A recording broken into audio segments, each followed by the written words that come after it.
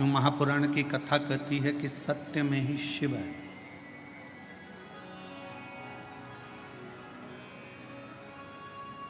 और उसको ढूंढने जाने के लिए कहीं पर भी जरूरत नहीं है।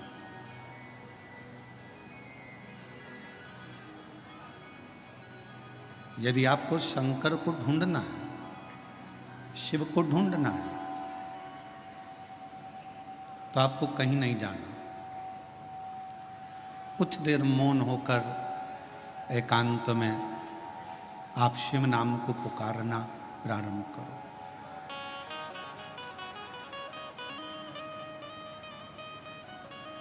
पंचाक्षर मंत्र नमः शिवाय, षडाक्षर मंत्र ओम नमः शिवाय आप जब भीतर से पुकारोगे, अंदर से पुकारना प्रारंभ करोगे, तो शिव महापुराण की कथा कहती है कि आपके अंदर ही शिव का दर्शन एक ना एक दिन बाबा भोलेनाथ जरूर करा देते। और मैंने तेरे ही भरोसे बाबा, तेरे ही भरोसे हवा बिच उड़ती जावागी बाबा, डोर हथो छड़ी नाम कटी जावागी। भोले मैं तेरी पद, शंभू मैं तेरी पद, हवा बिच उड़ती जावागी बाबा, डोर हथो छड़ी नाम कटी जावागी। शिव महापुराण की कथा कहती है कि दुनिया का सबसे बेकार दिन कौन सा होता है?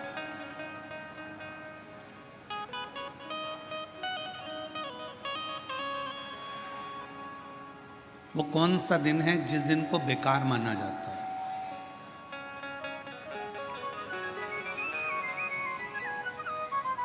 शिव महापुराण की कथा कहती है दुनिया का सबसे बेकार दिन उस दिन माना जाता है जिस दिन आपके चेहरे पर मुस्कुराहट ना हो और आपके मुख पर भगवान का नाम ना हो।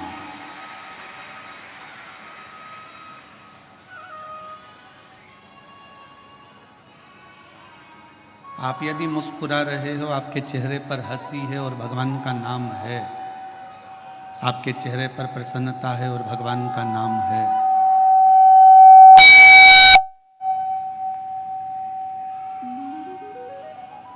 आपके चेहरे पर प्रसन्नता है और आपके मुख पर भगवान शिव का नाम है, हरि विठ्ठल, पांडुरंगा, श्री विठ्ठल, रुक्माई, संत ज्ञानेश्वर, संत तुकाराम जी महाराज, संत नामदेव जी महाराज,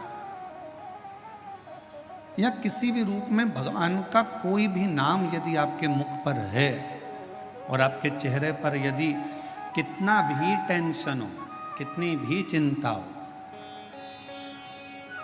कितना भी चिंता, कितना भी टेंशन हो, और उसके बाद भी तुम्हारा चेहरे पर अगर स्माइल है, मुस्कुराहट है, तो समझ लेना कि आज आप सबसे ज्यादा शिव के करीब में।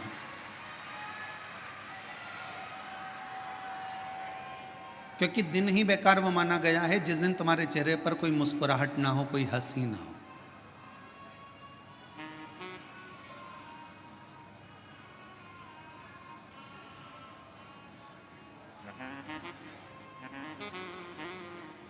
आपके चेहरे की प्रसन्नता भगवान के करीब में लेकर जाती है। एक बात का स्मरण रखिएगा, मैया यशोदा जी ने श्रीमद् भागवत कथा में आपने श्रवण किया होगा, भागवत जी में आपने सुना होगा कि मैया यशोदा जी ने एक बार भगवान कृष्ण पर छड़ी उठा ली थी।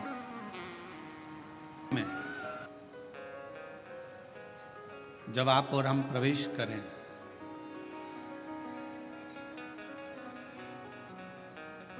तो आपको और हमको ये मालूम होना चाहिए कि बेलपत्र की महत्वता क्या है।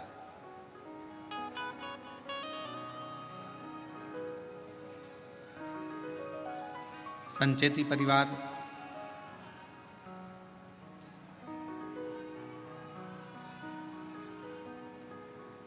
आज जो ये पवित्र शिव महापुराण की कथा को प्रारंभ करा है, मैं संचेती परिवार को तो बधाई देता ही हूँ, साथ में संपूर्ण देशवासियों को बधाई देता हूँ कि आज गुप्त नवरात्रे के पहले दिन से ये शिव पुराण की कथा प्रारंभ हो रही है। और आप सबको मालूम होगा 4 नवरात्रे होते हैं।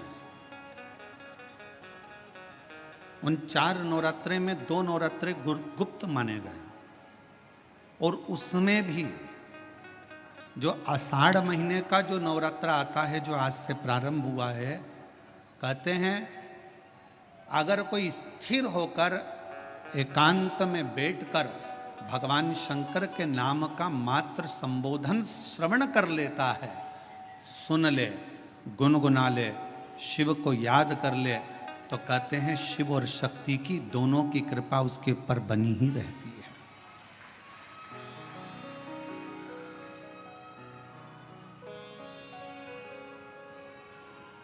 और आज वही नवरात्रे, गुप्त नवरात्रे से ये शिव कथा संचेती परिवार में प्रारंभ हुई। और उसमें परिवार को तो साधुता है, पर साथ में बेजापुर वालों के भी कोई 2 लोटे जल का कमाल है, ये पक्का है।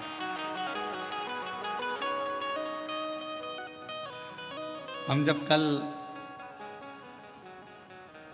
विशाल जी के घर पहुंचे तो वहाँ पर माता जी कह रही थी विशाल जी की कि गुरुजी 25 साल से शंकर जी की आराधना कर रही हूँ और उसका फल आज प्राप्त हुआ है।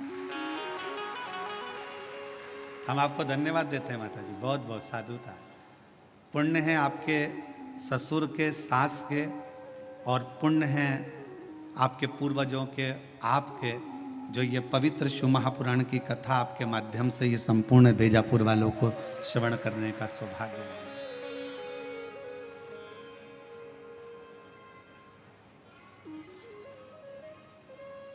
और वो भी इस पवित्र नवरात्रि के अवसर पर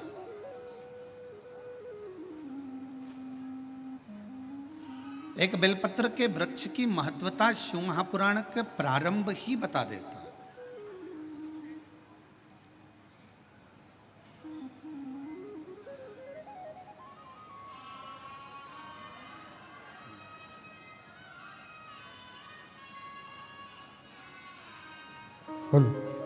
तो जय श्री राधे।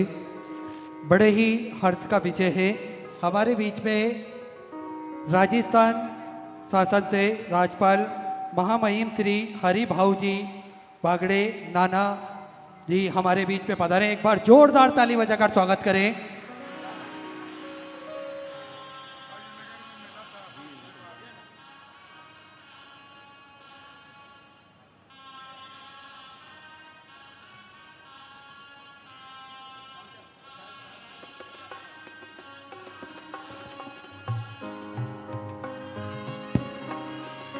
बड़े ही सुंदर ये क्षण जिसमें हम सभी स्वागत का क्रम देखते हुए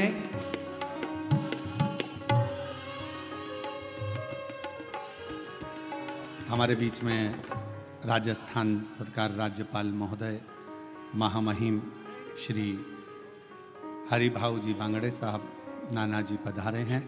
एक बार जोरदार ताली बजाकर उनका स्वागत, वंदन, अभिनंदन। मैं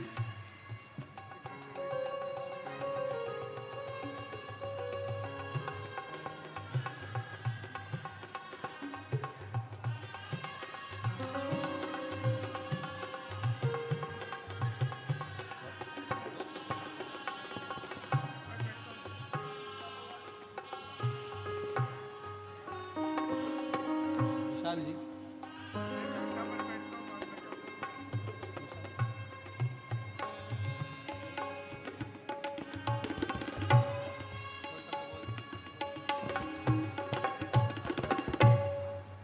हमारे बीच में राजस्थान सरकार राज्यपाल महोदय महामहिम श्री हरि भाऊ जी बांगड़े साहब नाना जी पधारे हैं। मैं उनसे निवेदन करता हूं आपके दो शब्द सभी शिव भक्तों को। वो देवराज जो ब्राह्मण कुल में जन्म तो ले लिया पर ब्राह्मण कर्म से वंचित रहा,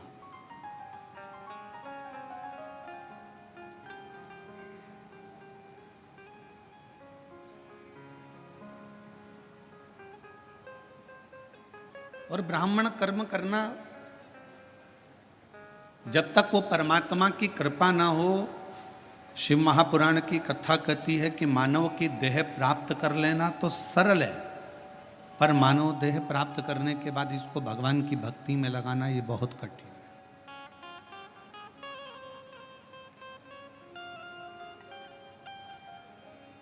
देह मिल जाएगी बहुत सरलता में। आपने कोई पूजन अधिक करी है, पाठ अधिक करा है, मंत्र जाप करा है, भोजन कराया, भूखे को प्यासे को पानी पिलाया, किसी की शिक्षा की व्यवस्था, किसी की चिकित्सा की व्यवस्था जो तुमने करी, उससे हो सकता है कि तुम्हारे जीवन में थोड़ा पुनः फिर वापस मानव का शरीर मिल जाए, मनुष्य की देह मिल जाए, मना नहीं। पर मानव देह मिल जाना एक अलग विषय है, और मानव देह प्राप्त करने के बाद वापिस भगवान की भक्ति को कर लेना, भगवान के भजन को धारण कर लेना, भगवान के स्मरण को धारण कर लेना, ये कठिन।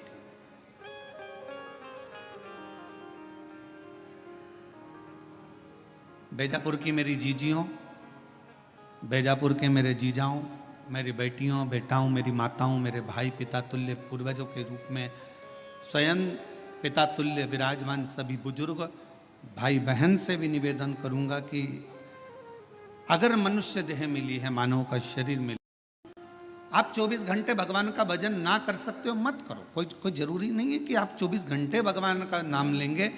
21,600 श्वास जो मानव की देह में मिली है, मनुष्य शरीर में मिली है, इस 21,600 श्वास में से अगर मात्र 600 श्वास भी आप भगवान शंकर को और अपने इष्ट भगवान राम या कृष्ण, जिसका आप गुणगान करते हो, हरि विठ्ठल पांडुरंगा, जिसको आप भजते हो, उसको अगर मात्र 21,000 जो 600 श्वास मिली है उसमें से मात्र 600 श्वास भी आप अगर परमात्मा को दे रहे हो तो समझ लेना कि 21,000 श्वास से आपकी वैसे ही सिद्ध होती चली जा रही, वैसे ही सिद्ध हो। आप जितना जितना भगवान की भक्ति में, जितना जितना भगवान के भजन में, जितना जितना भगवान के नाम में, जितना जितना भगवान के स्मरण में इस जिह्वा को, इस शरीर को, इस मन को लगाएं।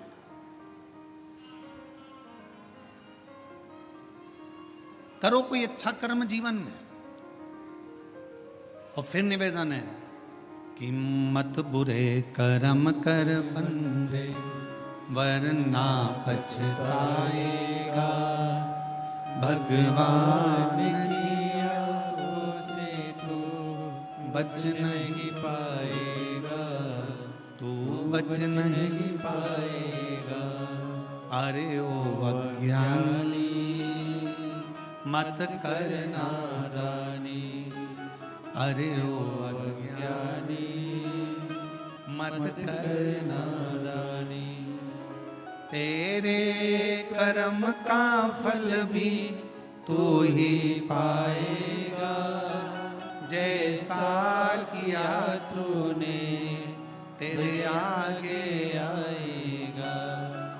मत बुरे कर्म कर बंदे वरना पछताएगा, भगवान की आंखों से तू बच नहीं पाएगा, तू बच नहीं पाएगा।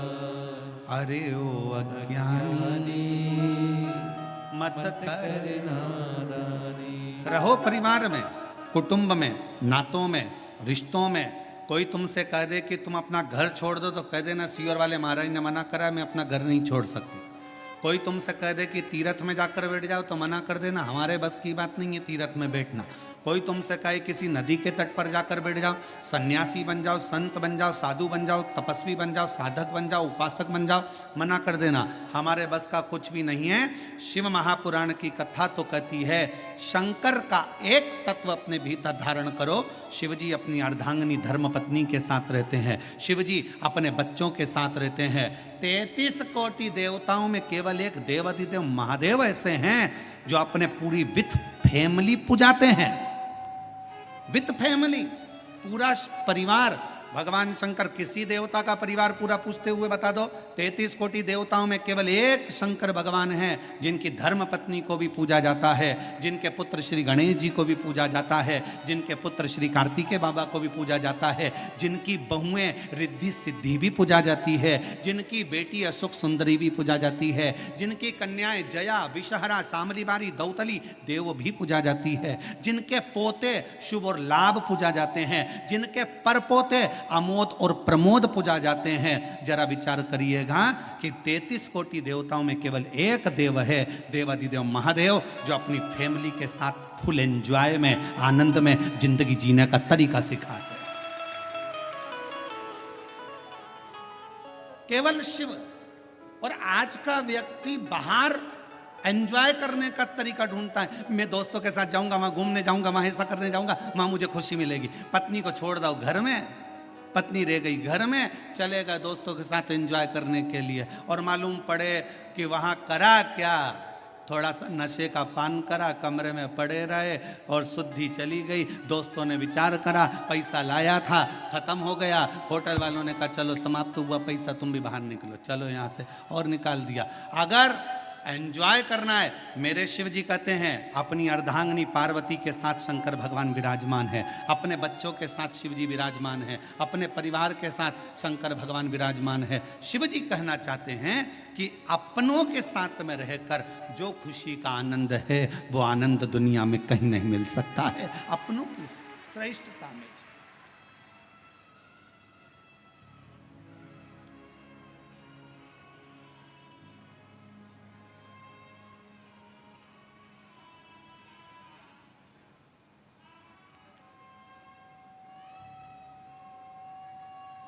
कल हमको बड़ा अच्छा लगा। हम संचेती परिवार में जब आए तो हमने पूछा ये सब लोग जो खड़े हैं कौन है, तो कहा विशाल जी बोल रहे थे ये काका जी हैं, ये काकी जी हैं हमारे। अच्छा, ये हमारे ये हैं, ये हमारे वो हैं। अच्छा, हमें समझ में इतनी प्रसन्नता हो रही थी कि बताओ पूरा परिवार एक जगह पर, और उसमें भी भगवान की अविरल भक्ति और शिव महापुराण की कथा और बेजापुर का क्षेत्र, ये जीवन का एक आनंद प्रदान करने वाला, एक सुख देने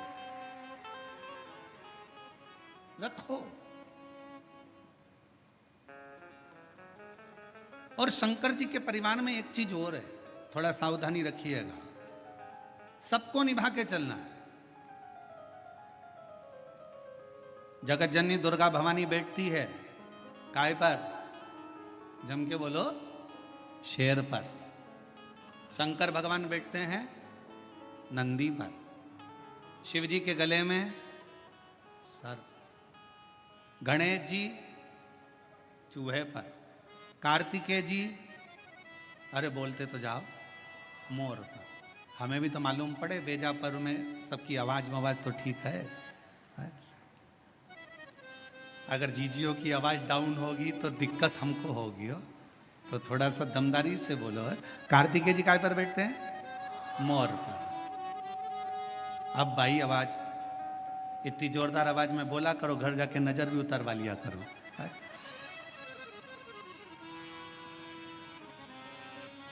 सब बैठे हैं।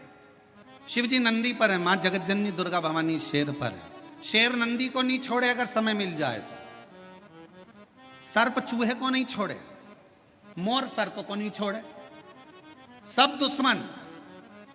पर घर में एक बुजुर्ग, घर में एक बड़ा ऐसा होता है, उस बुजुर्ग के, उस बड़े के होने का सबसे बड़ा फल यह होता है कि शेर नंदी को नहीं, सर्प चूहे को नहीं, मोर सर्प को नहीं खा सकता, क्योंकि वहां बुजुर्ग का कंट्रोल, घर के बड़े का एक संयम इतना प्रबल होता है कि एक दूसरे को कोई नुकसान नहीं पहुंचा सकता।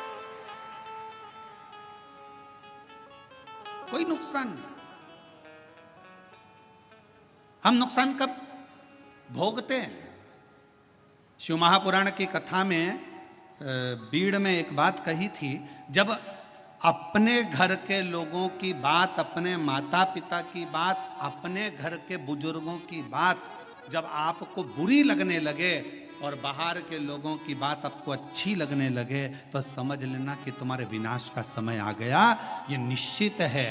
घर के लोगों की बात, माँ ने कुछ कहा तुम्हें बुरा लग गया, पिताजी ने कुछ कहा तुम्हें बुरा लग गया, काका जी कुछ बोले तुम्हें बुरा लग गया, ताऊ कुछ बोले तुम्हें बुरा लग गया। घर के लोगों की बात जब तुम्हें बुरी लगने लगे और बाहर के दोस्त बोल रहे हैं, सहेली बोल रही है, बेस्ट फ्रेंड बोल रही है, तो तुम्हें अच्छा लग रहा है, समझ लेना कि तुम्हारा विनाश का समय निश्चित आ गया है। शिव पुराण कहती है कि जब जब मेरे भोलेनाथ, जब जब मेरे शंकर, जब जब मेरे करुणा सागर, जब जब मेरे शिव, जब जब मेरे भगवान भोलेनाथ अपने बच्चों को भटकता हुआ देखते थे, तब तब मेरे शिव कुछ ना कुछ कहने के लिए आतुर हो जाते थे। शिव की आतुरता रहती, शंकर की,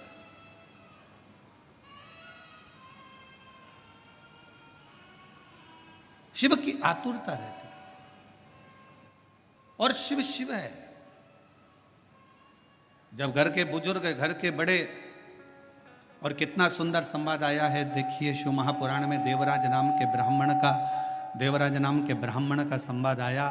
देवराज नाम के ब्राह्मण का जो चरित्र वर्णन किया गया, उस संवाद में कहा गया, शिव जी की कथा चल रही है। देवराज ब्राह्मण के घर में जन्म लेने वाला एक बालक है।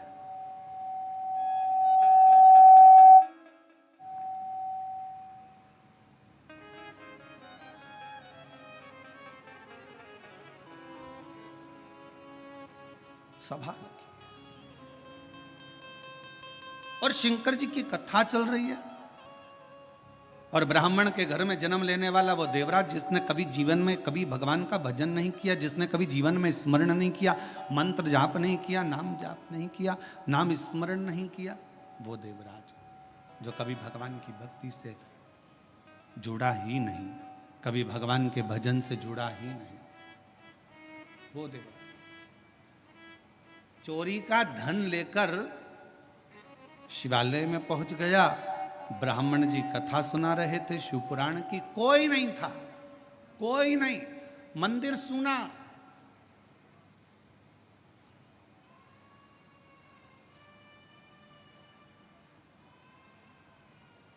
शिव महापुराण का सबसे बड़ा श्रोता कौन है?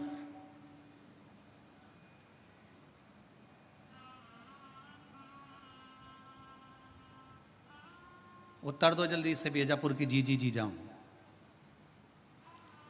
शिव महापुराण का सबसे बड़ा श्रोता कौन है? शिव पुराण को सुनने वाला सबसे बड़ा श्रोता, श्रीमद् भागवत कथा को सुनने के लिए सबसे बड़े श्रोता थे राजा परीक्षित। रामचरितमानस को सुनने के लिए सबसे बड़े श्रोता थे काशी नरेश। पर शिव महापुराण का सबसे बड़ा श्रोता कोई मानव नहीं, कोई मनुष्य नहीं।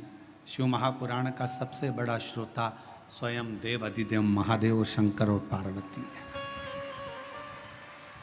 शिव श्रेष्ठ श्रोता बनकर बैठे हैं, श्रेष्ठ श्रोता बनकर।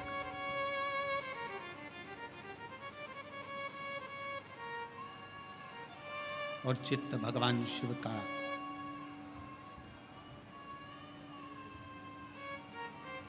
जिस स्थान पर देवराज नाम का ब्राह्मण शिवालय के अंदर पहुंचा है,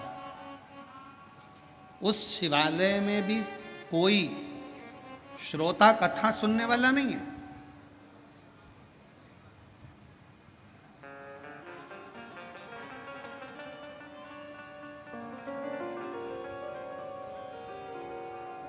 और यदि आप लोगों ने कोरोना महामारी में अगर इस शिव पुराण की कथा को ऑनलाइन सुना होगा टीवी पर, तो आपने उस समय पर भी देखा होगा, उस समय पर भी श्रवण करा होगा कि कोरोना महामारी के समय पर केवल शिव महापुराण की कथा चल रही थी और पूरा प्रांगण पूरा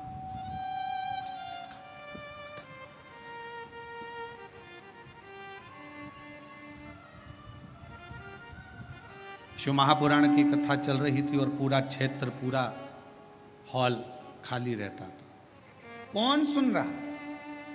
देवराज नाम का ब्राह्मण भगवान शंकर के मंदिर में चोरी का धन लेकर पहुंचा।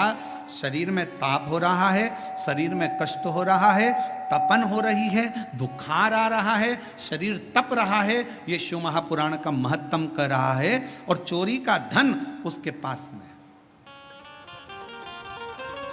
और उस चोरी के धन में सबसे मूल था रानी के गले का हार, जिसको मंगवाने वाला कोई दूसरा नहीं था।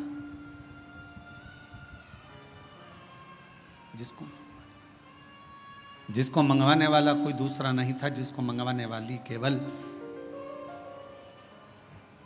देवराज ब्राह्मण जिस एक पर स्त्री के संग में लग गया था, उस पर स्त्री ने उस देवराज से कह दिया था कि मुझे रानी के गले में जो हार पड़ा हुआ है वो हार मुझे ला कर दे।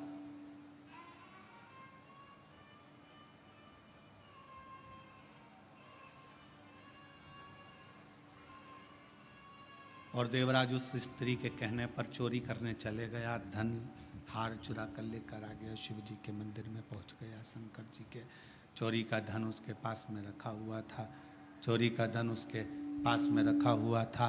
कथा कोई नहीं मंदिर के अंदर, केवल शंकर का शिवलिंग, नंदी और देवराज। कथा करने वाला कथा कर रहा है।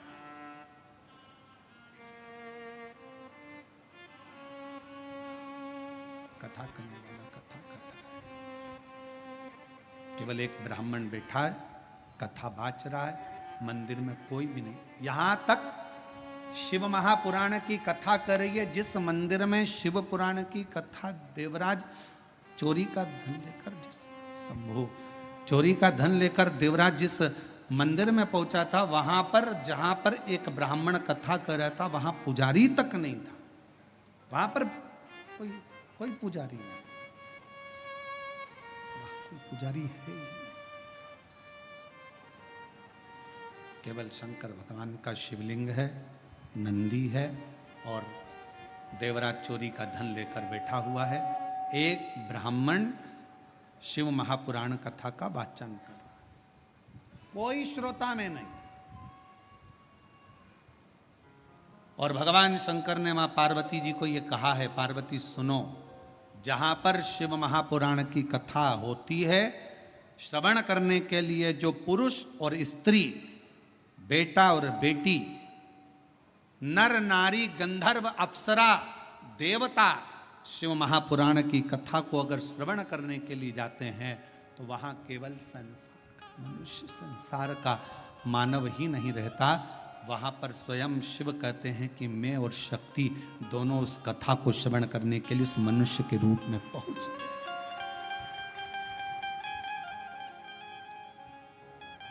उस कथा को श्रवण करने के लिए मनुष्य के रूप में पहुंच जाते हैं, मनुष्य के रूप, मानव के।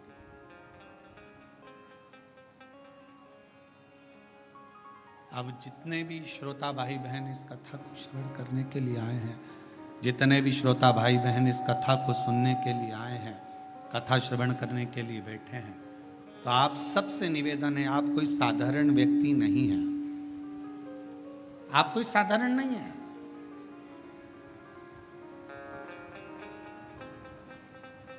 आप मेरे शिव का एक अंश स्वरूप हो, शिव का एक प्रतिबिंब स्वरूप हो। और शिवोहम शिव महापुराण की कथा जो इससे पहले निकुंभ छत्तीसगढ़ में करी, उसमें बताया था शिवोहम का मतलब ही यही है कि शिव आपके अंदर है। केवल आपका भजन, आपका कीर्तन, आपका मंत्र जाप, आपका स्मरण, आपका नाम जाप शंकर को भीतर से प्रकट कर ले, भीतर से प्रकट कर। और महाराज हर पल हर घड़ी शिव तुम्हारे साथ, हर पल शिवालय में कोई नहीं, केवल एक शिवलिंग है, नंदी है और कथा वाचने वाला एक ब्राह्मण चोरी कर कर धन लाया हुआ वो देव।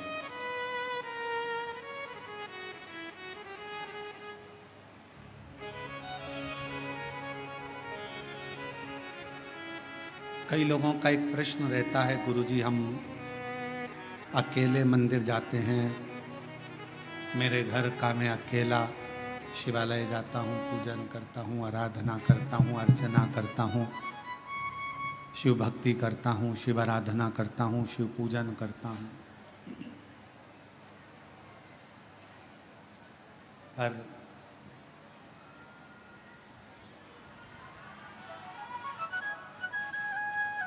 शिव महापुराण की कथा कहती है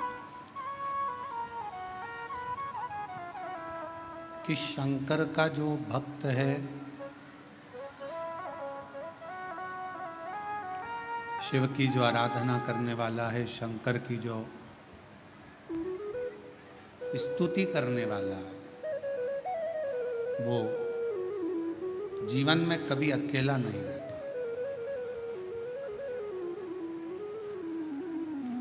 माँ के गर्भ में बच्चा आता है, गर्भ में जब बच्चा आता है उस समय से शिव उसकी धड़कन के रूप में उसके अंदर विराजमान हो जाता है।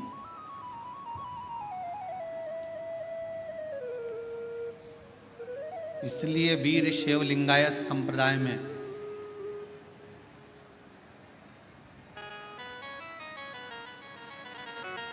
वीर शिवलिंगायत संप्रदाय के अंदर यह बात कही जाती है कि गर्भाधान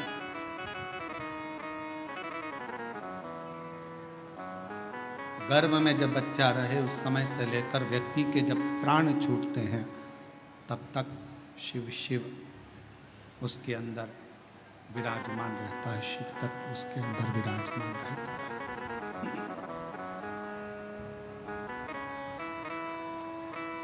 शिव उसके अंदर विराजमान। इसलिए कई लोग कहते हैं कहाँ से आया कहाँ जाएगा, तो शिव महापुराण की कथा कहती है कि शिव के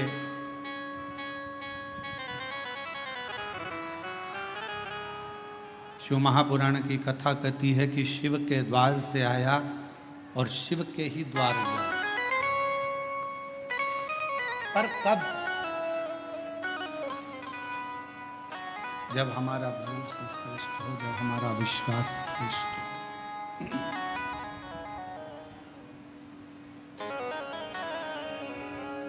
जब तक हमारा भरोसा हमारा विश्वास श्रेष्ठ नहीं होता तब तक शिव का मिलना बड़ा मुश्किल। एक पत्र अच्छा है, देखिए।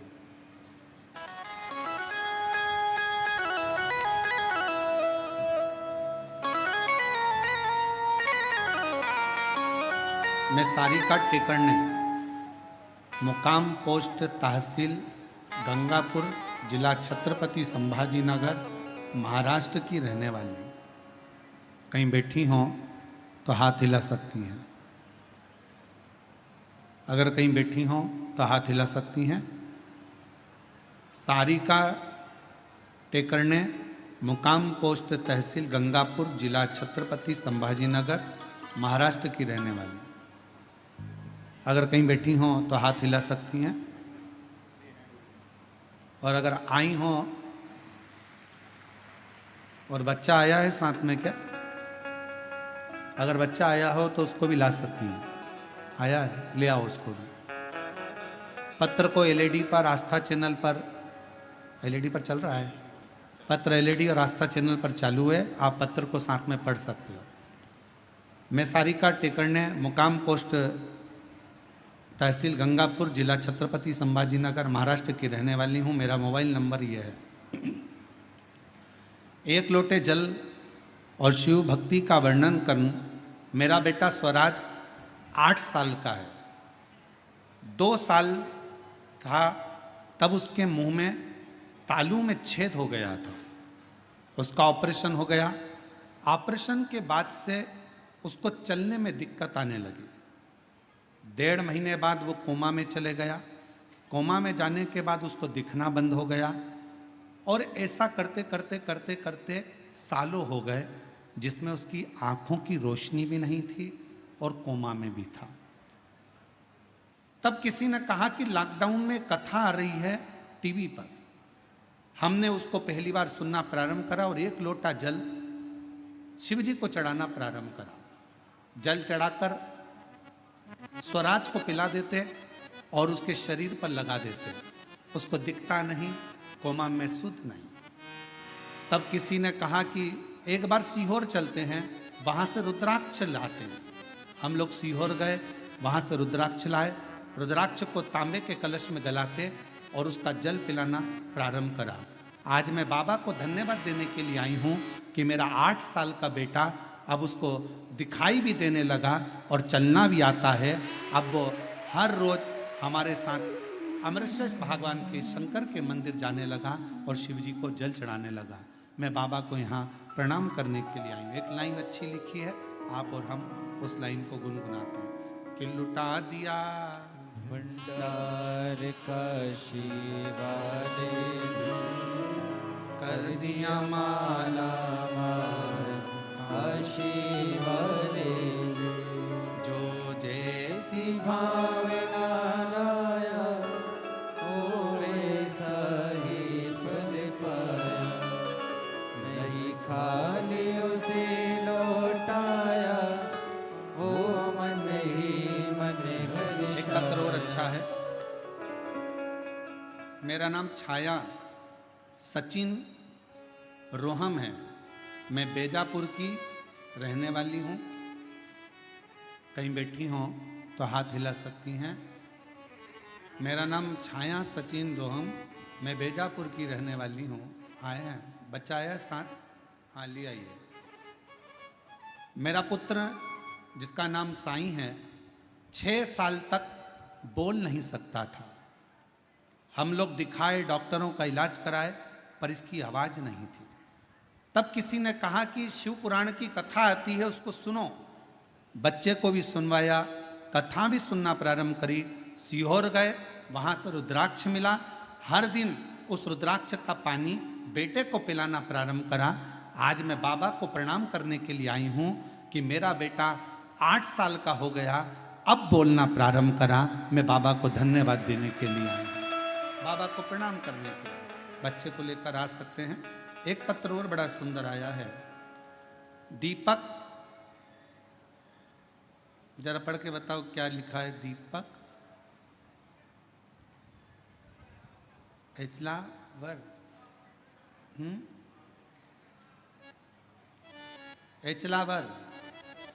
एचलावर, ग्राम उमरी, जिला यवतमाल, महाराष्ट्र से हूँ।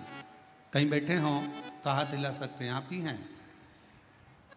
आ जाइए, जल लेकर, बेलपत्र लेकर जाइए।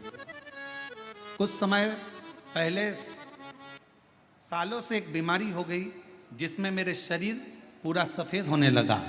जगह जगह पर सफ़ेद सफ़ेद दाग हो गए और मेरा पूरा शरीर सफ़ेद हो गया। हम लोग बड़े परेशान हुए, डॉक्टरों की इलाज करवाया, तब भी वो सफ़ेद चर्म रोग ठीक नहीं हुआ। आखिरी में दुख होने लगा। तब मैं सीहोर गया, वहाँ से रुद्राक्ष लाया। आपके बताए अनुसार विधि पूर्वक रुद्राक्ष को जल में गलाता और पूरे शरीर में लगा लेता। बाबा का गाय के दूध वाला प्रयोग करा, शिवजी को बेलपत्र चढ़ाई और ऑनलाइन शिव महापुराण की कथा को श्रवण करा।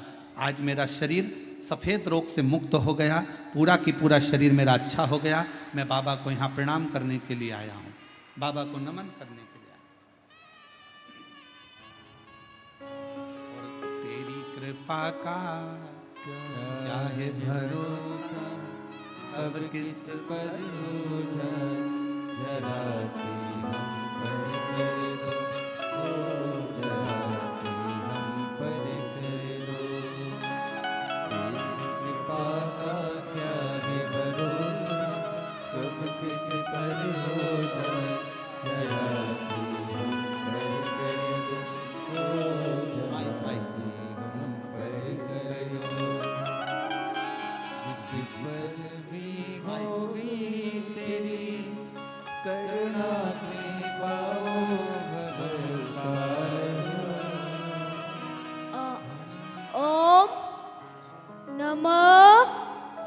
शिवाय।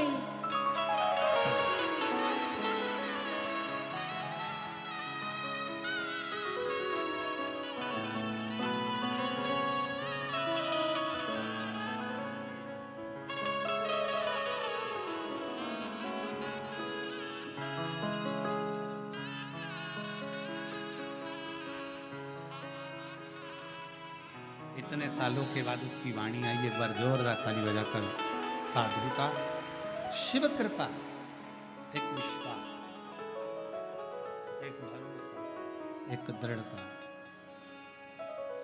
और जिस पर भी हो गई तेरी कृपा करुणा वो भव पार हुआ, भव पार हुआ। पापी हो चाहे जितना उसका भी बाबा उद्धार हुआ, उद्धार हुआ। गिद्ध अजामिल गणिका जैसे तेरे मन को भर, जरा सी हम पर कर दो, ओ जरा सी हम पर कर दो।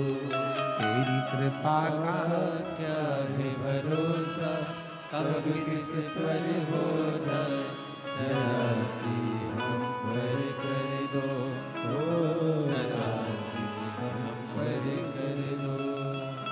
कैसी कृपा! शिव को करुणा करना थी, इसलिए देवराज ब्राह्मण को चोरी का सामान लेकर भी शिवालय तक बुला लिया।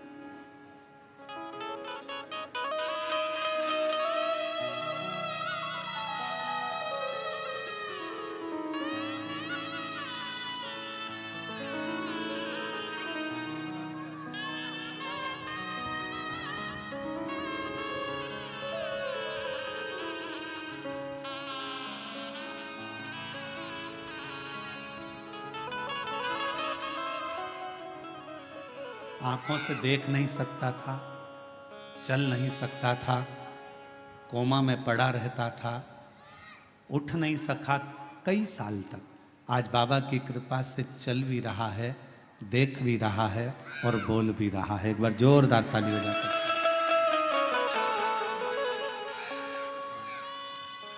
तेरी कृपा का क्या है भरोसा, कब किसी पर हो जाए, जरा सी हम पर कर दो, जरा सी हम पर कर दो। एक शिव की करुणा क्या कर, विश्वास।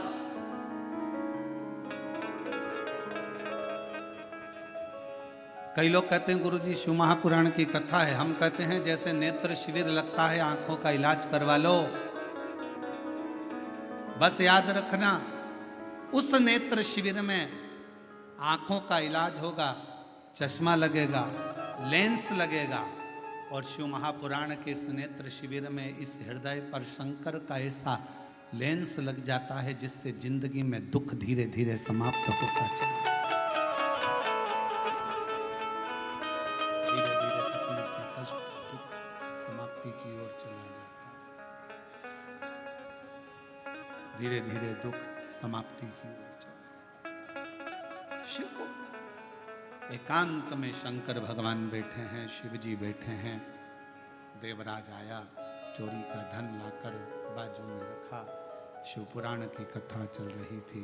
कथा 2 क्षण की देवराज ने सुनी, मात्र 2 क्षण।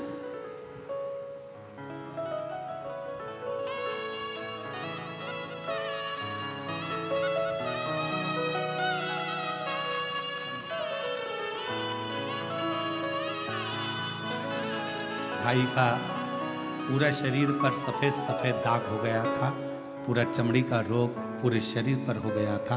अब बाबा की कृपा से ठीक है, एक बार हाथ हिला दो। शिव की कृपा से पूर्ण चमड़ी, बाबा की कृपा से चर्म रोग ठीक हुआ। शिव करना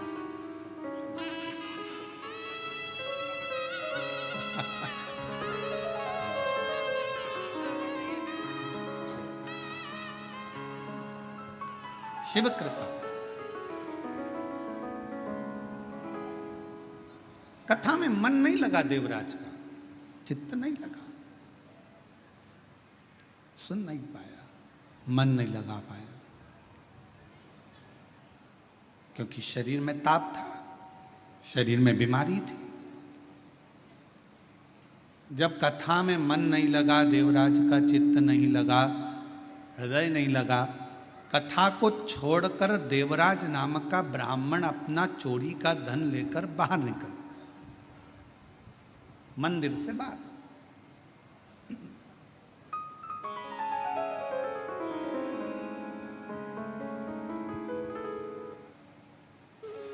और गया, सोचा अब कहां जाऊं, मेरे शरीर में बहुत ताप है, बहुत कष्ट है। और फिर निवेदन है आप सबसे, शिव महापुराण कथा के माध्यम से, भगवान शंकर की कथा के माध्यम से फिर निवेदन।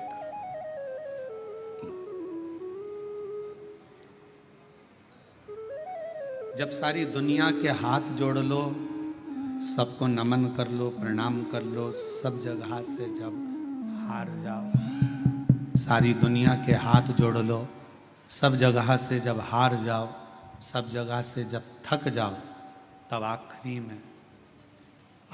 में मेरे शिव के दरवाजे पर एक बार जरूर जाओ और वहां जाकर एक लोटा जल चढ़ाना प्रारंभ।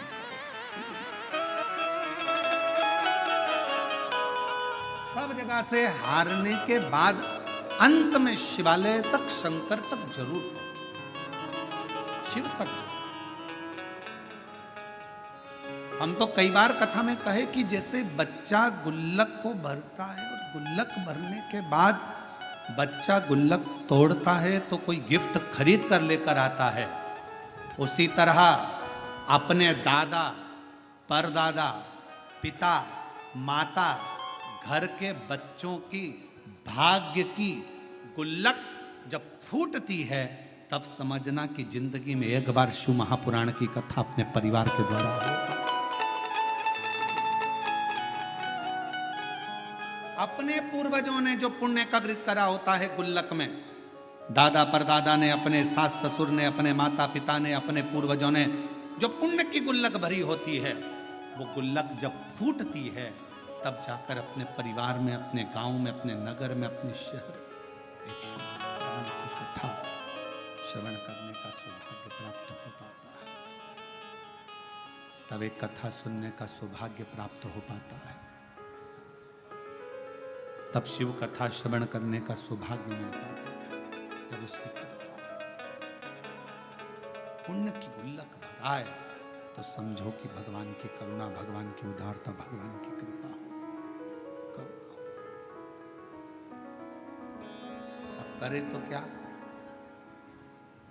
देवराज चोरी का धन लेकर बेलपत्र के वृक्ष के नीचे बैठ गए। कथा की शुरुआत में बेलपत्र के वृक्ष की महत्वता का वर्णन क्यों करा, किस लिए करा? हम कल्प वृक्ष नहीं देख सकते, हम कल्प वृक्ष की करना, उसकी विचार भी नहीं कर सकते।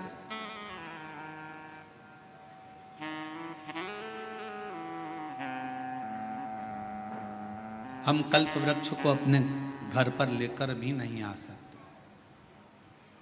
पर शिव पुराण की कथा कहती है, भगवान शंकर का चरित्र कहता, शिव तत्व कहता कि यदि एक बेलपत्र का वृक्ष हम अपने घर में लगा लेते हैं, बगीचे में लगा लेते हैं, या किसी भी स्थान पर यदि हमने जिंदगी में एक बेलपत्र का वृक्ष लगा लिया, तो ये मानकर चलना कि तुमने कल्प वृक्ष की कामना कर कर उस वृक्ष को लगाया, अपने जीवन में कुछ अच्छा फल प्राप्त करना, कुछ अच्छा प्राप्ति के लिए। कितना महत्व है एक बेलपत्र का महत्व। एक शिव महापुराण का एक बड़ा सुंदर प्राचीन संवाद है कि एक बालक एक गांव में रहता था जिसका नाम था श्रेष्ठ। जन्म हुआ, मां चली गई, थोड़ा बड़ा हुआ, पिता चला। ग्रामीण क्षेत्र में रहने वाला, उसको मालूम नहीं, गांव के लोगों ने उसका पालन पोषण करा, श्रेष्ठ श्रेष्ठ श्रेष्ठ श्रेष्ठ सब उसको पुकारते थे। बच्चा छोटी सी अवस्था से ही गांव के लोगों को शिवालय में सेवा करता हुआ देखता, शंकर की आराधना करता हुआ देखता, तो उसका मन भी शिवमय हो गया। हमारे घर के जो संस्कार होते हैं वो हमारे सामने प्रकट होते हैं।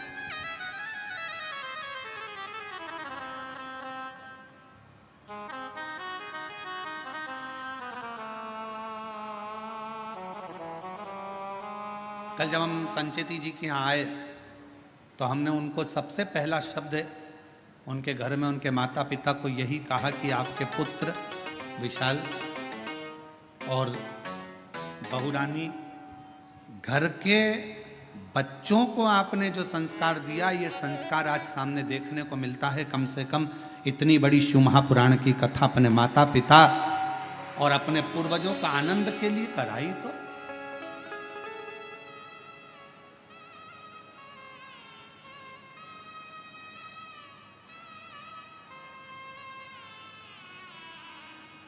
नहीं तो आज के जमाने में बच्चे और शिवपुराण कराना, श्रीमद् भागवत कराना सरल है, रामायण कराना सरल है, पर शिवपुराण की कथा कराना सरल है। चारों तरफ से इतना इतना प्रेशर रहता है, हर तरह का। पानी गिर रहा है, कीचड़ हो गया, कहाँ बैठेंगे, क्या होगा, गाड़ी कहाँ से निकलेगी, पार्किंग कहाँ करी जाएगी, भोजन व्यवस्था कैसे करी जाएगी, कैसे करा जाए, महाराज कहाँ रुके, क्या खिलाए, क्या पिलाए, क्या करे, इतने भक्त आएंगे, ये आएंगे, वो आएंगे, दुनिया भर के फोन भी आएंगे, हमें आगे बैठना है, हमें यहाँ बैठना है, हमें वहाँ बैठना है, पूरी चिंता चिंता चिंता चिंता चिंता। आप विशाल जी से पूछना, वो तो विशाल जी का हाथ शंकर जी ने पकड़ रखा है, इसलिए उनकी चिंता थोड़ी भोलेनाथ ले रखे हैं, पर उनसे पूछिएगा जरा कि महाराज कथा करवाना कितना कितना कठिन, जरा पूछिएगा, बहुत कठिन। जब तक कथा शिव पुराण की चालू ना हो तब तक थोड़ा थोड़ा थोड़ा थोड़ा थोड़ा थोड़ा, और जैसे शिव पुराण के पहले दिन की कथा हो जाए तो सबसे ज्यादा फ्री तो यजमान हो जाता है कि लगे अब महाराज कथा चालू हो गई, अब क्या सोचो, अब तो शंकर जी जाने, भोलेनाथ जाने, शिव जी जाने।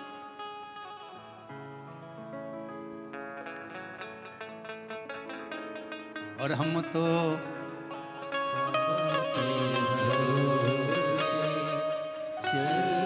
दीनानाथ, तुम लोग चुप रहो जरा, इनका भी तो सुने, बेजापुर वालों के आवाज कैसी है हमको भी तो सुनने मिला है। तुम बोलो, तुम बोलो, हम तो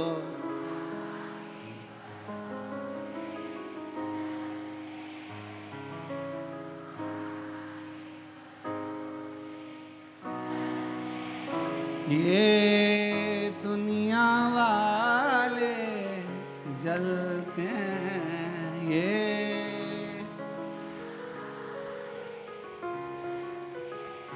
भोले बाबा के भरोसे, डमरू वाले के भरोसे, हम उसके आश्रित श्रेष्ठ छोटा सा बालक। नगर के लोगों ने देखा, गांव के लोगों ने उसको सिखाया, मंदिर जाना, शिवालय, आराधना, अर्चना, भगवत भजन, नाम स्मरण, कीर्तन, मंत्र जाप, चल धीरे धीरे बड़ा हो गया। उसने अपनी जिंदगी का एक नियम बड़ा प्रबल लिया, और अपने जीवन का वो सबसे प्रबल नियम श्रेष्ठ ने लिया, प्रतिदिन शंकर जी के मंदिर में एक बेलपत्र समर्पित कर, एक बेलपत्र शिवलिंग पर चढ़ाना।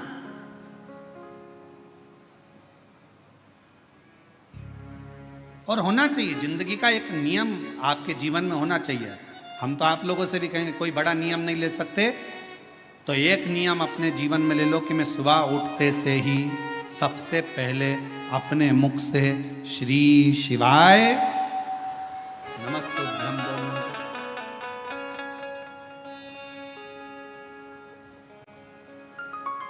एक नियम धारण करो, कोई सा भी नियम ले लो। हो सकता है बेलपत्र का आप नियम लो और गर्मी का समय हो और बेलपत्र नहीं मिले चढ़ाने के लिए, तो हो सकता है कि नियम में कुछ गड़बड़ हो जाए। हो सकता है मंदिर जाने का नियम लो और कभी कभी घर में कार्य ज्यादा हो जाए, नहीं जा पा। पर जो अपन से संभल जाए वो नियम अपनी जिंदगी में एक लेना चाहिए। एक नियम अपनी जिंदगी में लो कि मैं ये नियम ले रही हूं कि मैं अपने जीवन में प्रतिदिन अगर सुबह ना ले पाई तो दिन में ना ले पाई तो शाम को ना ले पाई तो रात में एक बार मुख से श्री शिवाय नमस्तुभ्यम जरूर कहो। मैं पंचाक्षर मंत्र नमः शिवाय जरूर बोलूं। मैं षडाक्षर ओम नमः शिवाय का जाप जरूर करूं।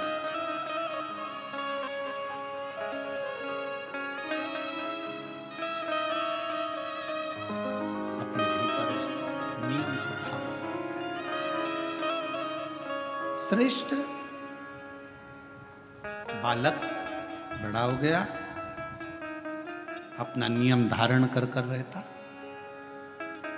जिस गांव में श्रेष्ठ बालक रहता था उसी गांव के नजदीक में 2 गांव छोड़कर एक ब्राह्मण और एक ब्राह्मणी का परिवार रहता था।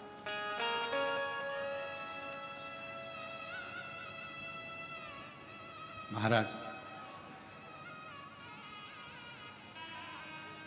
वो दोनों भगवान के बड़े उपासक थे, पर दोनों के घर में औलाद नहीं थी, संतान का सुख नहीं था।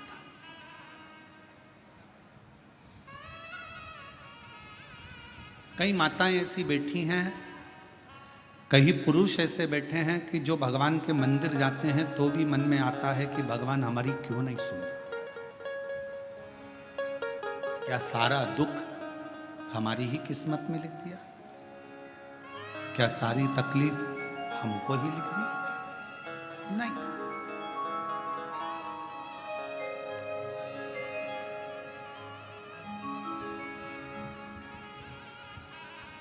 कभी ये विचार ना लाए,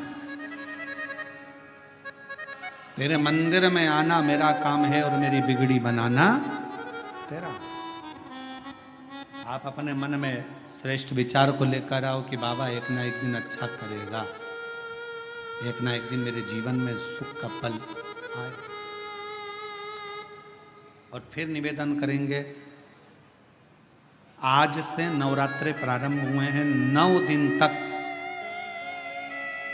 ये गुप्त नवरात्रे के 9 दिन, अगर आपको ऐसा लगता है कि शिवजी आप बाबा मेरी नहीं सुन रहा, बहुत संघर्ष का जीवन चल रहा है, बहुत परेशानी का जीवन चल रहा है, बहुत कष्ट का जीवन चल रहा है और कोई मंजिल, कोई राह, कोई मार्ग दिख ही नहीं रहा,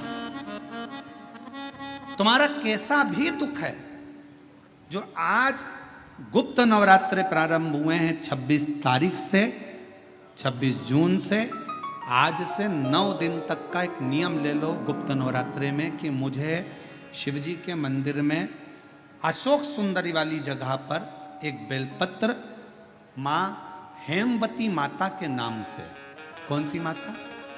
हेमवती, माँ हेमवती के नाम से एक बेलपत्र अशोक सुंदरी वाली जगह पर समर्पित करूंगी। 9 दिन का एक नियम धारण करो और 12वें या 15वें दिन आप देखिए आपका जो दुख है मेरा बाबा उसको काट कर ही रहे। गुप्त नवरात्रे जो आज से प्रारंभ हुए हैं, गुप्त नवरात्रे जो आषाढ़ महीने का ये गुप्त नवरात्रा है, इस नवरात्रे में हेमवती माता का स्मरण करना, एक बेलपत्र का पूजन करना, या एक बेलपत्र के वृक्ष के नीचे आप 9 दिन तक भी, अगर मंदिर तक भी नहीं जा सकते, मंदिर में आप बेलपत्र रखने नहीं जा सकते, तो आपके घर के आंगन में, द्वारे पर, बगीचे में, आपके घर के पास अगर कोई बेलपत्र का पौधा है, वृक्ष है, उस बेलपत्र के वृक्ष के सामने एक बेलपत्र का पत्ता रखकर भी अगर आप उस पर जल चढ़ा रहे हैं या पूजन कर रहे हैं हेमवती माता के नाम से, तो उसका फल आपको मिलेगा। और मान लो बेलपत्र का वृक्ष भी नहीं है, हम मंदिर भी नहीं जा सकते, हम कहीं नहीं जा सकते, घर से बाहर कैसे निकलें, पानी तेज है, जलवृष्टि हो रही है, बहुत सा पानी है, तो क्या करें? अपने घर में जो शिवलिंग है, तुम्हारे घर में अगर जो शिवलिंग है, तुम्हारे घर में जो शिवलिंग विराजमान है, उसी शिवलिंग के साक्षी में, सम्मुख में भी अगर हेमवती माता का नाम लेकर अगर एक बेलपत्र समर्पित करोगे 9 दिवस तक, तो उसका फल मिलेगा जरूर, उसका फल मिलेगा।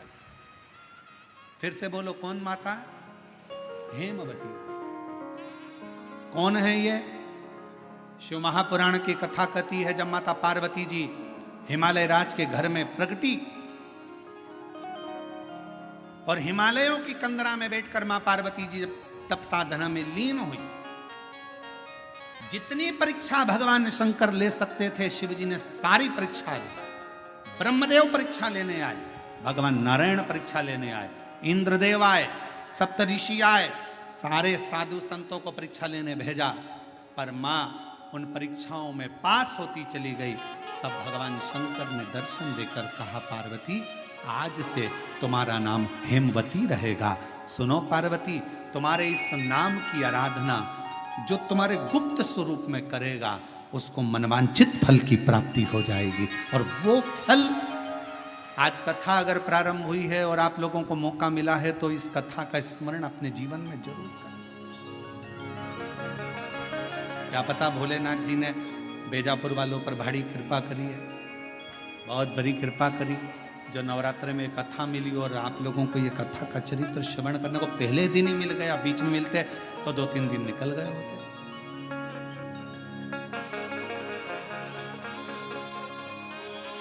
शिव और मेरे भोले तेरा सहारा है,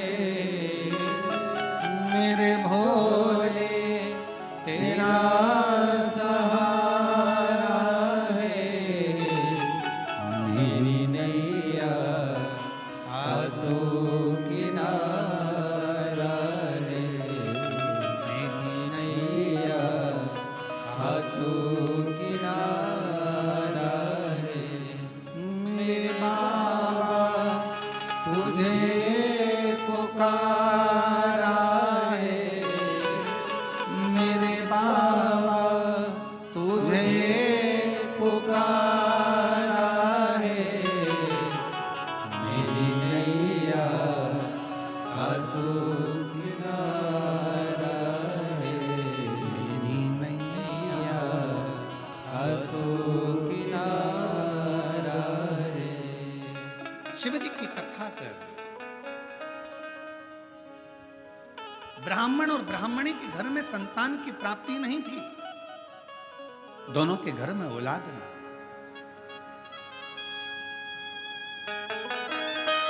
श्रेष्ठ 2 गांव छोड़कर रहता था, जिसका नियम था एक बेलपत्र को समर्पित करना, शिवालय जाना, शंकर जी को एक बेलपत्र बाबा के शिवलिंग को समर्पित करना, बाबा को चढ़ाना, विनय करना, निवेदन करना।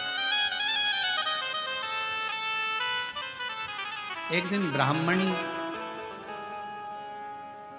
मंदिर से आ रही थी, देवलोक से इंद्र की धर्मपत्नी इंद्राणी सची देवी अपनी सहेलियों के साथ में भूलोक भ्रमण के लिए, मृत्युलोक पे भ्रमण करने हैं।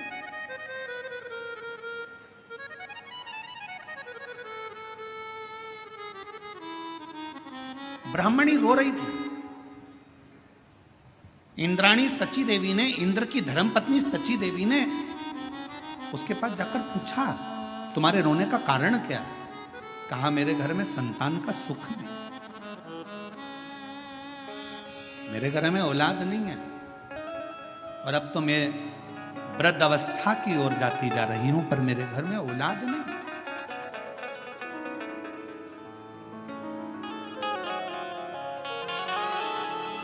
अब मैं किससे कहूं? इंद्राणी सची देवी ने कहा, तुम मुझे पहचानी नहीं हो, मैं इंद्र की धर्म पत्नी हूं सची, मैं इंद्र की धर्म पत्नी हूं इंद्राणी।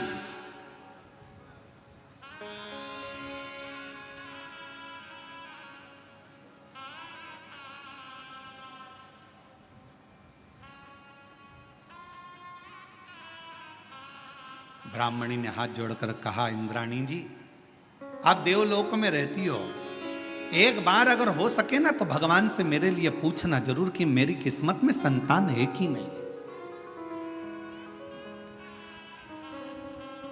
मेरे भाग्य में औलाद है कि नहीं, जरा पूछिएगा, एक बार जरा भगवान से पूछिएगा, उत्तर जरूर देना इंद्राणी जी, आप निवेदन है आपसे, कहिएगा, प्रार्थना है आपसे। जब बहुत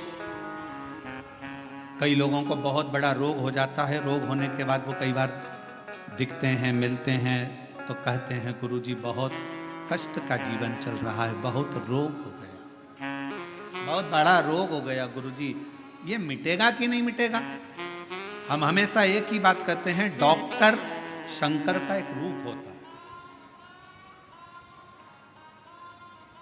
जब भी अगर शरीर में तकलीफ आए, कष्ट आए, बीमारी आए, तो एक बार अपने डॉक्टर के पास जरूर जाओ और डॉक्टर से जाकर कहो कि मेरे शरीर में रोग आ गया, बीमारी आ गई, वो तुम्हें जांच करने का बोले जांच कराओ, वो तुम्हें दवाइयां दे दवाइयां खाओ, वो तुम्हारी जांचें करवाए जांचें करवाओ, डॉक्टर को शिव मानकर उसका इलाज प्रारंभ करो, फिर किसी शंकर के मंदिर में जाकर एक लोटा जल चढ़ाना प्रारंभ करो।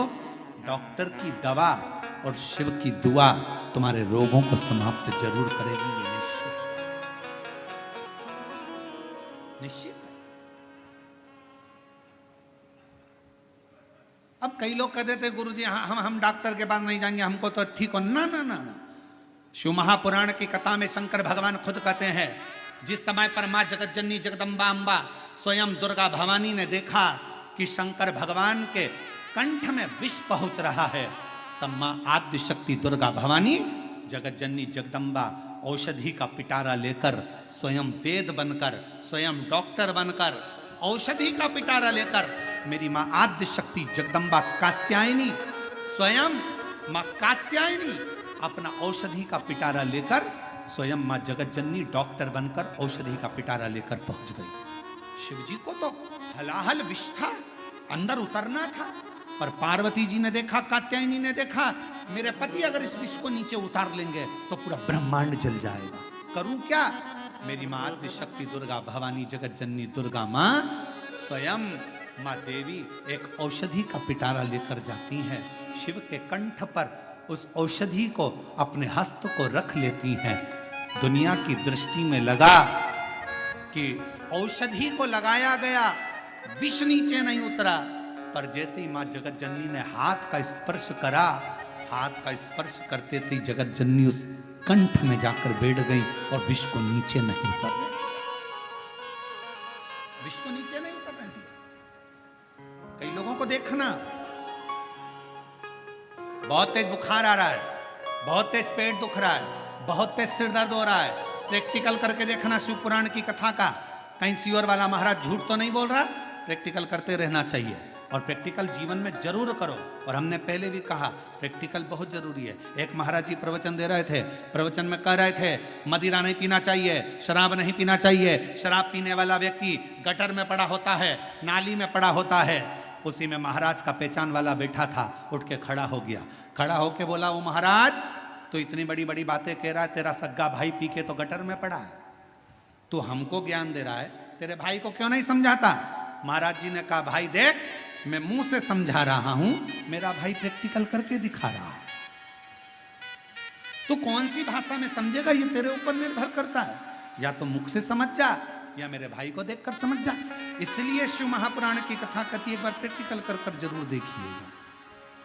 बहुत तेज बुखार आ रहा है, बहुत पेट दुख रहा है, बहुत सर दर्द हो रहा है, और जैसे ही घर के लोगों ने कहा चलो इसको डॉक्टर के पास लेकर चलते हैं, और डॉक्टर के पास ले जाने का समय आया, बुखार समाप्त, सिर दर्द बंद, डॉक्टर साहब कह रहे अभी तो नॉर्मल है। हमारे बीच में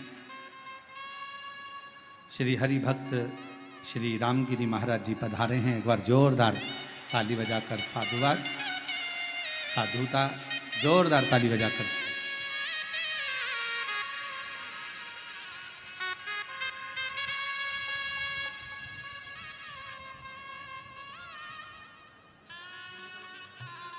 अभी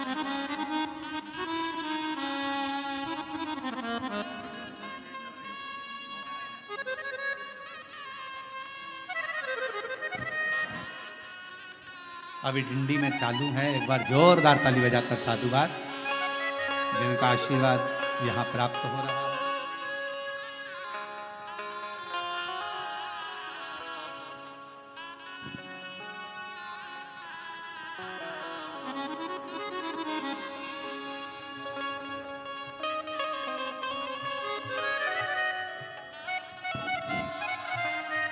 हमारे बीच में मधुकर महाराज जी विराजमान है।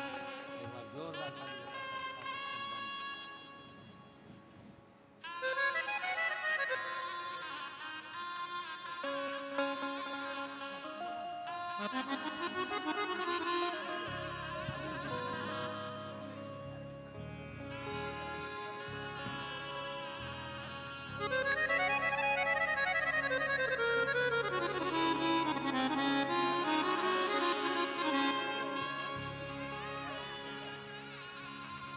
एक बार श्री हरि भक्त श्री रामगिरी महाराज जी महाराज अभी डंडी में चल रहे हैं। पंडरीनाथ की यात्रा प्रारंभ है। एक बार जोरदार ताली बजाएं, जिनका शुभ आशीर्वाद आपको हमको यहाँ प्राप्त हो रहा है। और शंभु शरण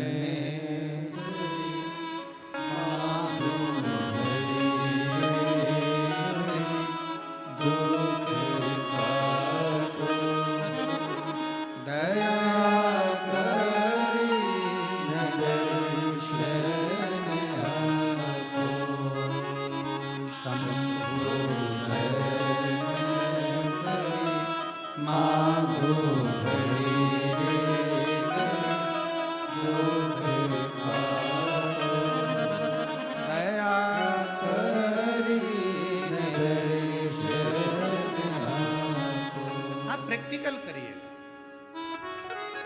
बुखार बहुत तेज है, डॉक्टर के पास जाने का जैसे ही लगेगा बुखार डाउन हो जाए। पेट दर्द कितना भी कर रहा हो, डॉक्टर के पास जाने का आएगा समय, पेट दर्द थोड़ा ठीक हो। शिव का एक स्वरूप डॉक्टर को माना गया, जरूर देखा।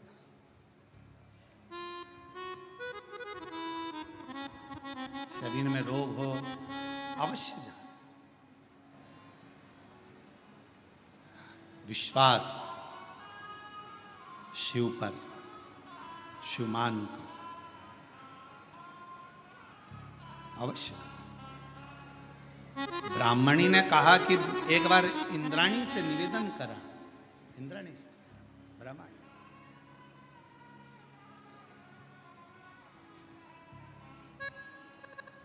और निवेदन कर कर कहा क्या मेरी किस्मत में संतान का सुख नहीं, मेरे जीवन में क्या मेरे औलाद नहीं होगी,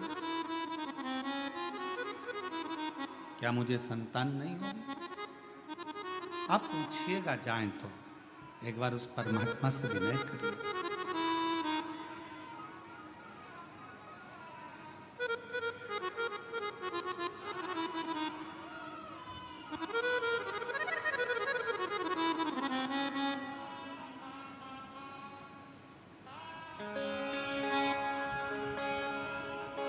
ठीक है, इंद्राणी ने कहा कि मैं जाकर पूछती हूं, और इंद्राणी गई। सची देवी ने अपने पति इंद्र से कहा कि स्वामी, एक पृथ्वी पर एक ब्राह्मणी मिली थी, उसकी औलाद नहीं है, संतान नहीं है, मुझे जानना है उसकी किस्मत में क्या औलाद का सुख नहीं है, क्या संतान का सुख नहीं?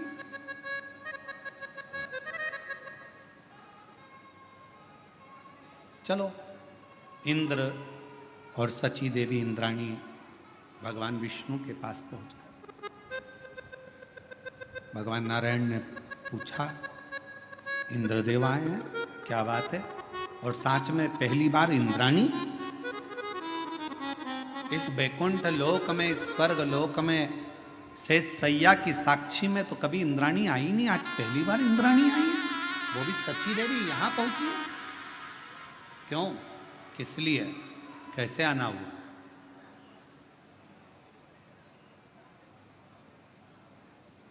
सची देवी ने हाथ जोड़कर कहा, प्रभु मेरे मन का एक संशय है।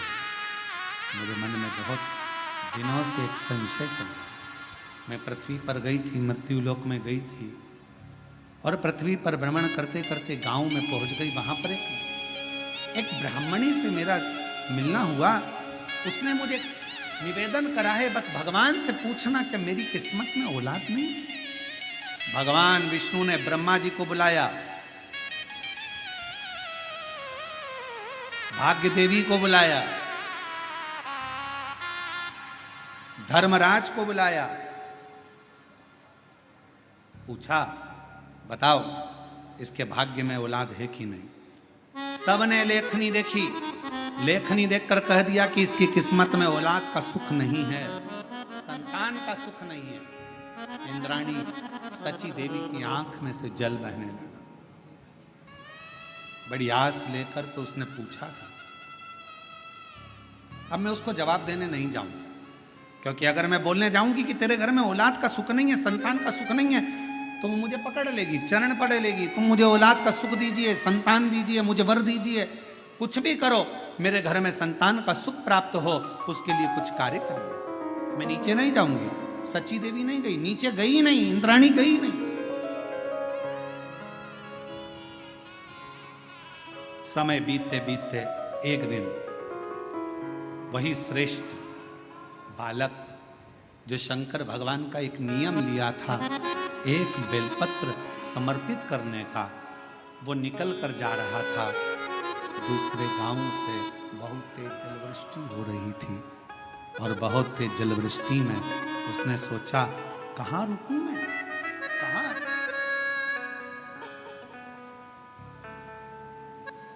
इतना तेज पानी गिर रहा है, जलवृष्टि हो रही है, जाऊं तो जाऊं कहाँ। उसी ब्राह्मणी के घर में वो एक बेलपत्र का नियम बनाने वाला वो श्रेष्ठ बालक उस ब्राह्मणी के घर में चले गया। आवाज लगाई, आवाज दी, महाशय बांधव बांधव, मैं गीला हो रहा हूं, बहुत तेज जलवृष्टि है, द्वार खोलिए, दरवाजा खोलिए। दरवाजा खोला गया, अंदर प्रवेश किया।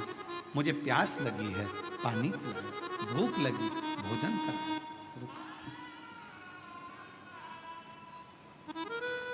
ब्राह्मणी ने भाव से भोजन भी कराया, पानी भी पिलाया। समय निकला, जाने लगा। ब्राह्मणी की आंख में आंसू था। पूछा, मां आप रो रही हो क्यों? किस लिए? मेरे घर में औलाद नहीं। अरे तो क्यों चिंता करना, क्यों चिंता करना? शिव है ना, शंकर का नाम जपना प्रारंभ करो, तुम्हारे घर में औलाद जरूर आएगी, ये पक्का है। मैं कहता हूं ना मां, तुम्हारे घर में औलाद जरूर आएगी, तुम क्यों चिंता करती हो? चले गया बालक। 4 महीना निकला, ब्राह्मणी का गर्भ ठेर गया। गर्भ ठेर, बच्चे ने जन्म ले लिया। नगाड़े बज रहे हैं, किलकारियां गूंज रही है, पूरा गांव सजाया गया है। ब्राह्मण के घर में इतने सालों के बाद औलाद हुई है। पूरा गांव सजाया गया, नगाड़े बजे, लड्डू बांटे गए, खूब धूम मची। इंद्राणी के कानों में शब्द गया। इंद्राणी पृथ्वी पर भ्रमण करने फिर आई। इंद्राणी भ्रमण करते करते जैसी पृथ्वी पर आई और आते से उसने देखा कि इसके यहाँ इतना नगाड़ा क्यों बज रहा है, तो कहा इसके घर में संतान हुई है, पुत्र हुआ है। संतान? हाँ। इंद्राणी बोलती हो ही नहीं सकता कि इसके घर में औलाद हो जाए। इंद्राणी गई वापिस इंद्रदेव के पास। महाराज, इंद्रदेव ने पूछा क्या हुआ? अपन भगवान विष्णु के यहाँ गए थे और भगवान विष्णु ने धर्मराज को बुलाया था, भाग्य देवी को बुलाया था, ब्रह्मा जी को बुलाया था और पूछा था क्या औलाद का सुख है? सबने मना करा था, एक बार वापिस चलो। फिर वापिस गए।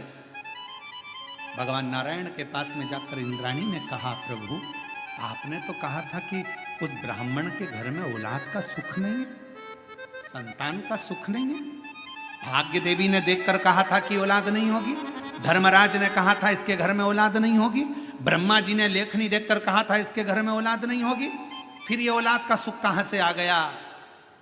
तब भगवान नारायण ने कहा, ब्रह्मणी, ऐ सची देवी, जो देवता भी लेख को नहीं पलट सकते, वो शंकर का एक भक्त उस लेख को पलट सकता।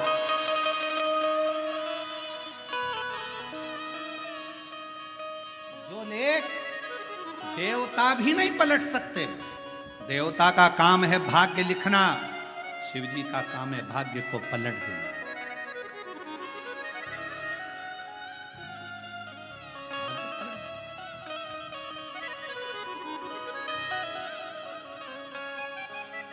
भोलेनाथ नमन चरणों में स्वीकार कीजिए, सबका किया है मेरा भी उद्धार कीजिए, उद्धार कीजिए। हे त्रिपुंडधारी, हे त्रिशूलधारी, हे त्रिपुंडधारी, हे त्रिशूलधारी,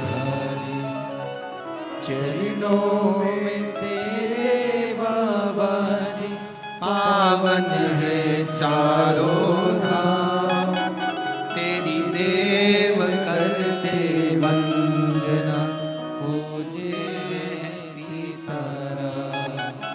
चरणों में तेरे बाबा जी पावन है चारों धाम, तेरी देव करते वंदना, पूजे सीताराम। हो जाए पूरी कामना, हो जाए पूरी कामना, उपकार कीजिए, सबका किया है मेरा भी उद्धार कीजिए, उद्धार कीजिए। हे त्रिपुंडधारी, हे त्रिशूलधारी, हे त्रिपुंडधारी, हे त्रिशूलधारी, चरणों में भोले बाबा। हे मेरे शिव, हे मेरे आप करुणा करने वाले। भगवान विष्णु ने कहा, सची, भाग्य देवता ने लिखा इसके किस्मत में संतान नहीं, ब्रह्मा जी ने लेखनी में लिखा इसके घर औलाद नहीं।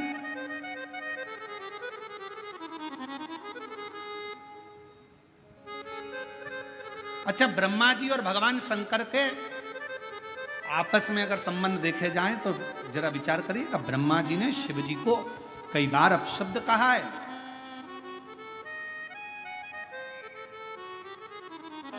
क्या कारण था?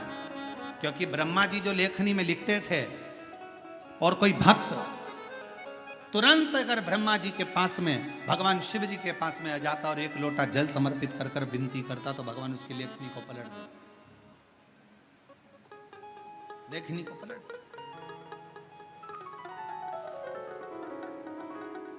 चरणों में तेरे बाबा जी पावन है चार